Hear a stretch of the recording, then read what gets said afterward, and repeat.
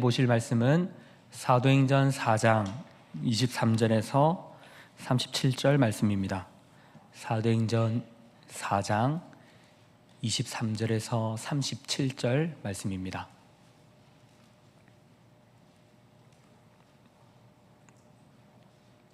사도행전 4장 23절에서 37절 말씀 함께 봉독하도록 하겠습니다.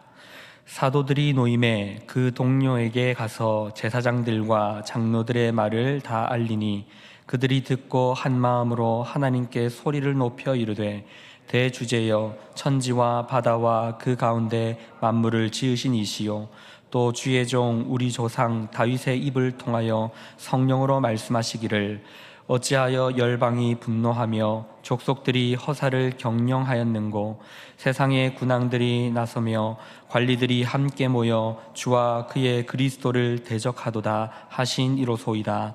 과연 헤롯과 본디오 빌라도는 이방인과 이스라엘 백성과 합세하여 하나님께서 기름 부으신 거룩한 종 예수를 거슬러 하나님의 권능과 뜻대로 이루려고 예정하신 그것을 행하려고 이 성에 모였나이다. 주여 이제도 그들의 위협함을 굽어 보시옵고 또 종들로 하여금 담대히 하나님의 말씀을 전하게 하여 주시오며 손을 내밀어 병을 낫게 하시옵고 표적과 기사가 거룩한 종 예수의 이름으로 이루어지게 하옵소서 하더라. 빌기를 다함에 모인 곳이 진동하더니 우리가 다 성령이 충만하여 담대히 하나님의 말씀을 전하니라. 믿는 무리가 한 마음과 한 뜻이 되어 모든 물건을 서로 통용하고 자기 재물을 조금이라도 자기 것이라 하는 이가 하나도 없더라. 사도들이 큰 권능으로 주 예수의 부활을 증언하니 우리가 큰 은혜를 받아 그 중에 가난한 사람이 없으니 이는 밭과 있는 자는 팔아 그 판 것의 값을 가져다가 사도들의 발 앞에 두매 그들이 각 사람의 필요를 따라 나누어 줌이라. 구브로에서 난 레위족 사람이 있으니 이름은 요셉이라. 사도들이 일컬어 바나바라 번역하면 위로의 아들이라 하니 그가 밭이 있음에 팔아 그 값을 가지고 사도들의 발 앞에 두니라. 아멘. 저는 사도행전을 통해서 계속해서 교회의 본질에 대해서 말씀을 나누어 보고 있습니다. 교회는 분명 세상에 있는 그 어떤 공동체와는 다른 집단입니다. 세상과는 다른 가치관과 목적과 목표를 가지고 모인 공동체가 교회입니다. 그러므로 우리는 세상과 무엇이 구별된 공동체인가를 분명하게 아는 것은 우리가 교회로서 존재하는 이유를 더욱 명확하게 하는 것이며 또한 하나님의 뜻대로 더욱 잘 살아갈 수 있는 방법일 것입니다. 그래서 우리는 성경을 읽어가면서 우리가 이렇게 해야지 이것을 보고 교훈을 받아 다짐하고 결심하고 하는 식으로 읽기 이전에 하나님께서 어떻게 일하시는가를 볼 수 있어야 합니다. 사도행전은 하나님께서 예수 그리스도를 통하여 세우신 교회의 시작입니다. 그 시작의 이야기들이 담겨 있습니다. 그러니 우리는 이 사도행전을 통하여 교회가 어떻게 세워져 가고 있으며 교회의 목적과 본질이 무엇인지를 더욱 분명히 알아 우리의 정체성을 확립할 필요가 있습니다. 잠깐 복습을 해보면요, 오순절에 성령이 강림하여 신약의 교회가 시작되고 베드로의 설교로 3,000명이 회심하게 되고 그 이후에 성전 미문에 있던 안진뱅이가 일어나는 기적이 일어나서 또 수많은 사람들이 예수를 믿는 소동이 일어나게 되어 그 일을 탐탁치 못하게 여겼던 종교 지도자들이 베드로와 요한을 공회 앞에 세우고 신문을 하게 됩니다. 너희가 왜 죄인, 흉악한 범죄자 예수의 이름으로 그런 일들을 하느냐? 다시 한 번 더 그런 일을 하게 되면 가만두지 않겠다 라고 하자 베드로는 내가 사람의 말을 따르랴 하나님의 말씀을 따르랴 나는 결코 그렇게 할 수 없다 라고 하자 다시 한 번 더 위협하고 그들을 돌려보내게 됩니다. 그리고 오늘 본문의 말씀이 이어지게 되는 것입니다.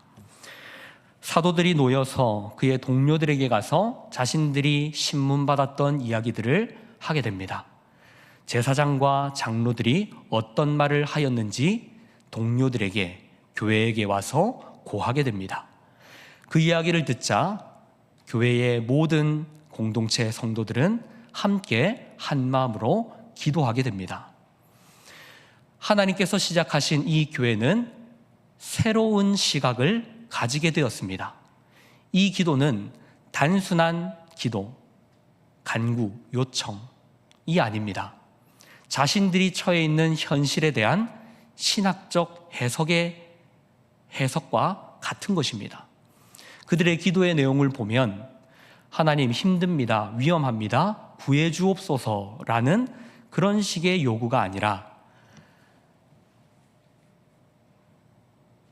24절부터 그들이 듣고 한 마음으로 하나님께 소리 높여 이르되 대주제여 천지와 바다와 그 가운데 만물을 지은 이시여.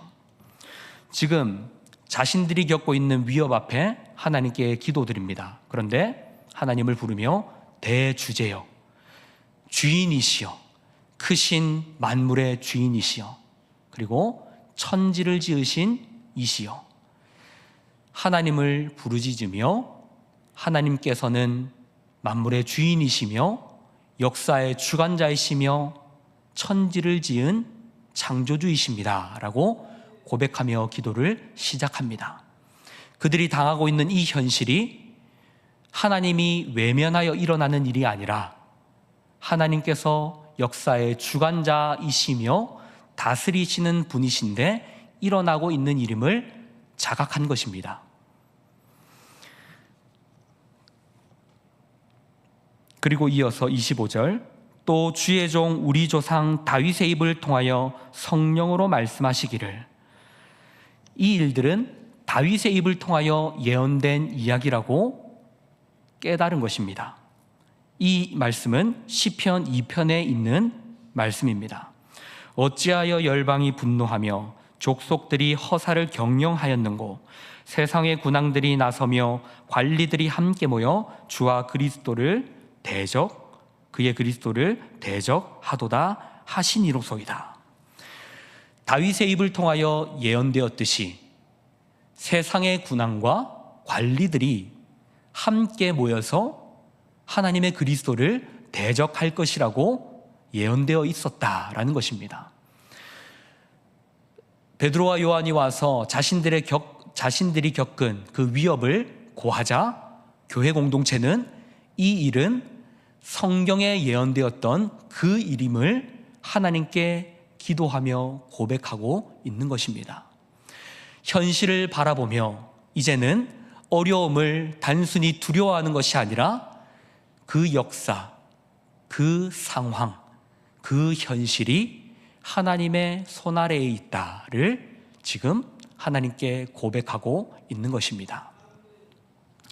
27절부터 과연 헤롯과 본디오 빌라도는 이방인과 이스라엘 백성과 합세하여 하나님께서 기름 부으신 거룩한 종 예수를 거슬러 하나님의 권능과 뜻대로 이루려고 예정하신 그것을 행하려고 이 성에 모였나이다. 헤롯과 빌라도와 이방인과 그리고 이스라엘 백성들이 합세하여서 예수를 십자가에 못 박았고 박해하였다. 그리고 예수를 따르는 그의 제자들도 박해한다라는 것입니다. 그들은 새로운 시각을 가지게 됩니다. 자신들의 처한 현실에 대한 성경적 해석이 들어가게 되는 것입니다. 단순히 우리가 겪고 있는 이 현실을 고난으로 바라보는 것이 아니라 그 고난이 무엇인가? 하나님께서 성경에 예언하신 대로 지금 이끌어가고 계신다. 그리고 그들의 기도는 29절부터 주여 이제도 그들의 위협함을 굽어 보시옵고 또 종들로 하여금 담대히 하나님의 말씀을 전하게 하여 주시오며 손을 내밀어 병을 낫게 하시옵고 표적과 기사가 거룩한 종 예수의 이름으로 이루어지게 하옵소서 하더라. 그들은 이렇게 기도합니다.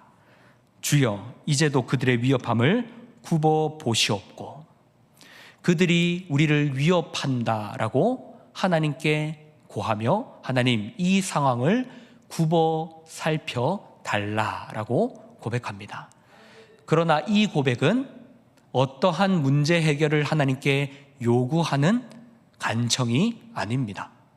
성경에서 예언되었던 대로 예수를 따르는 제자들에게 그 박해가 하나님, 이제 일어납니다 라는 고백을 드리며 우리는 우리의 일을 하게 하여 주시옵소서라는 말, 담대히 하나님의 말씀을 전하게 하여 주시오며, 이러한 고백을 하나님 앞에 올려드립니다.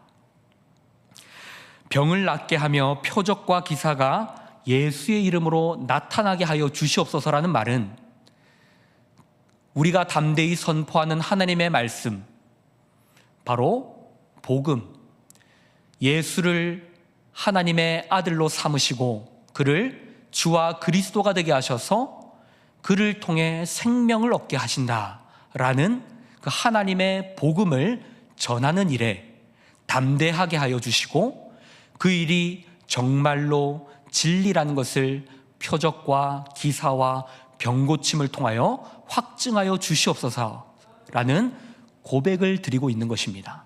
다시 말해, 지금 성도들은 함께 모여 이 고난 가운데 고난을 어떻게 넘겨달라라는 식의 간청을 드리는 것이 아니라 이 고난 속에서 복음이 드러나게 하여 주시옵소서라는 고백을 드리고 있는 것입니다. 이 기도를 빌기를 마치자 31절, 모인 곳이 진동하더니 무리가 성령이 충만하여 담대히 하나님의 말씀을 전하니라 라고 기록합니다. 하나님께서 임재하실 때에 성경은 자주 진동한다, 땅이 흔들린다 라는 표현을 쓰고 있습니다. 그러니 하나님께서 지금 이 성도들의 기도를 들으시고 그들 가운데 임재하셨다라는 것을 땅이 떨림으로, 창조주의 권능으로 보여주신 것입니다.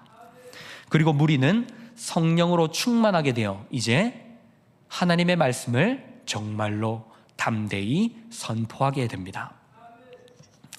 그들은 새로운 시각을 가지게 된 것입니다. 성령이 그 가운데 임하자 세상을 바라보는 관점이 달라지게 되고 가치관이 달라져서 그들은 고난을 없어져야 할, 벗어나야 할 그러한 장애물로 보는 것이 아니라 그 고난이 복음이 드러나는 통로임을 알게 된 것입니다. 하나님께서 그 고난 가운데서도 함께 하시며 하나님의 교회를 든든히 세워 가실 것이며 예수 그리스도가 주이심을 더욱 확실하게 그 교회를 통하여 선포하실 것입니다. 이것이 교회였습니다. 교회는 고난이 없어지는 공동체가 아니라 고난 가운데서도 복음을 담대하게 선포하여 하나님의 영광을 드러내는 공동체였습니다. 그들은 새로운 가치관으로 새로운 모습으로 살아가게 됩니다.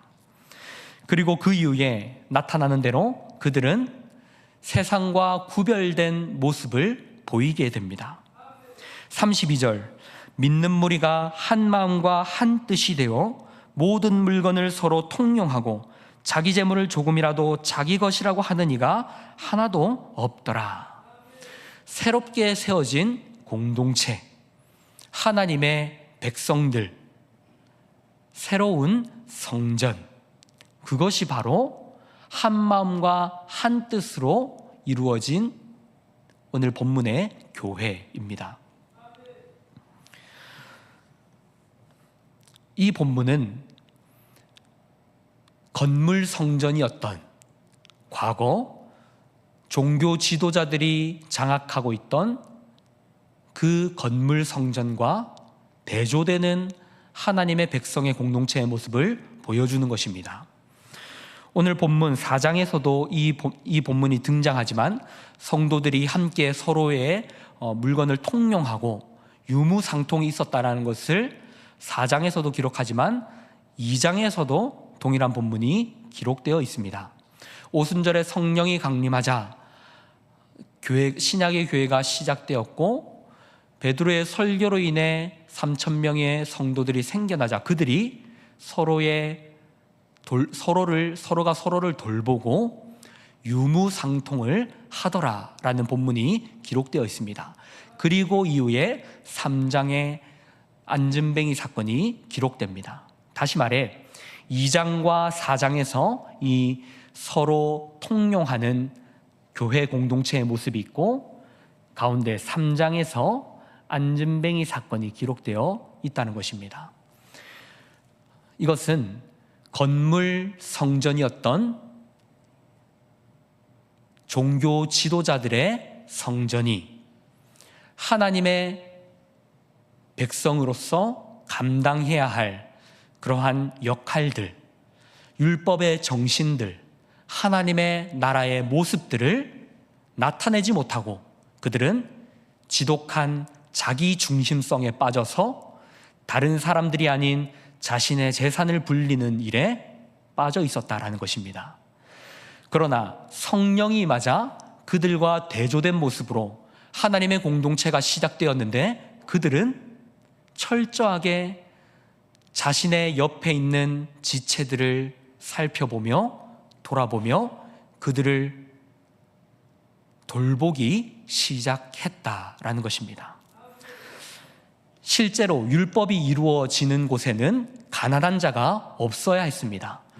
신명기 15장 4절에서 보면 이렇게 기록하고 있습니다.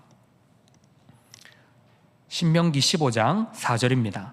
내가 만일 내 하나님 여호와의 말씀만 듣고 내가 오늘 내게 내리는 그 명령을 다 지켜 행하면 내 하나님 여호와께서 내게 기업으로 주신 땅에서 내가 반드시 복을 받으리니 너희 중에 가난한 자가 없으리라. 11절은 이렇게 말합니다.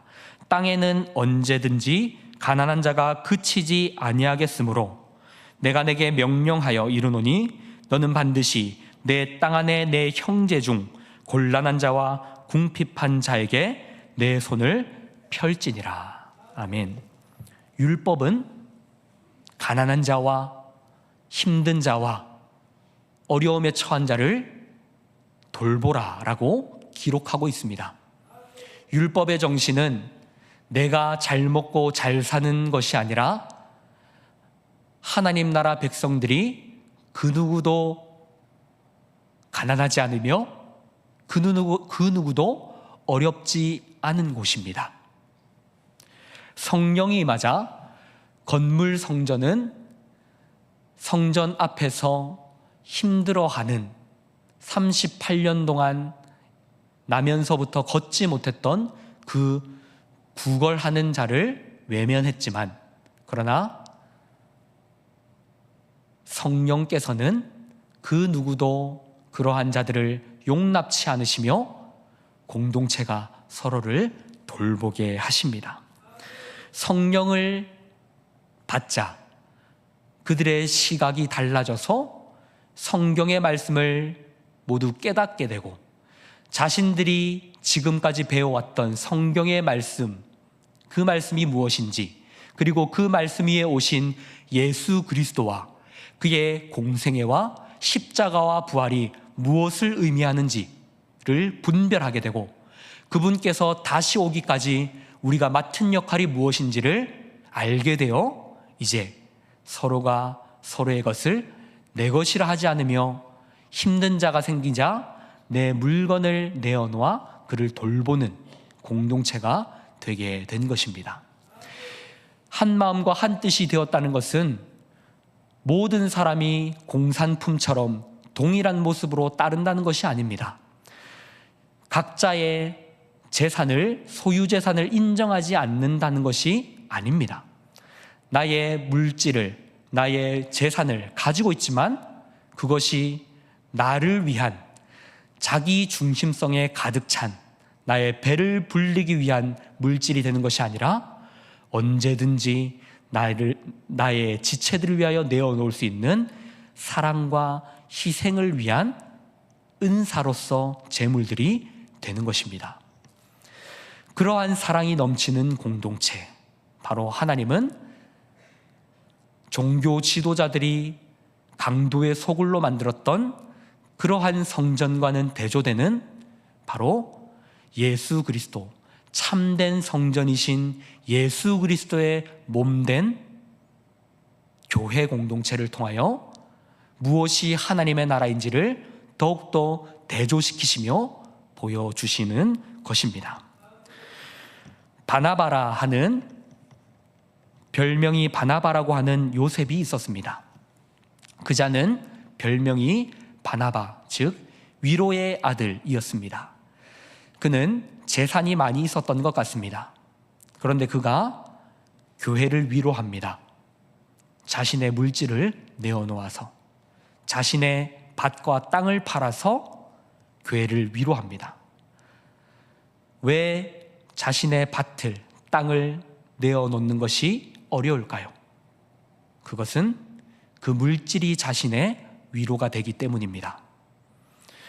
초대교회에, 예루살렘 교회에 많은 성도들이 바나바를 통하여 놀라운 위로를 받았던 것은 단순히 그가 물질을 내어놓는 것이 아니라 바나바의 헌신적인 사랑 때문이었습니다. 바나바가 또한 자신의 물질을 내어놓아 다른 사람들을 위로할 수 있었던 것은 그에게 물질이 위로가 되는 것이 아니라 예수 그리스도의 복음이 그에게 위로가 되었기 때문입니다. 참된 위로를 만나자 그는 자신의 물질을 내어놓아 다른 사람들을 위로할 수 있었던 것입니다. 이것이 바로 초대교회였습니다. 사랑하는 성도 여러분, 우리는 오직 예수 그리스도를 통하여 위로를 받아야 합니다. 다른 것이 나의 기쁨, 위로, 소망이 되어서는 안 됩니다.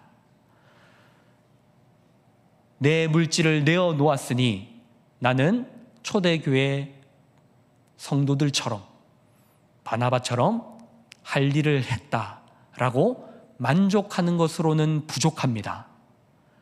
우리의 가치관이 새로워져야 합니다.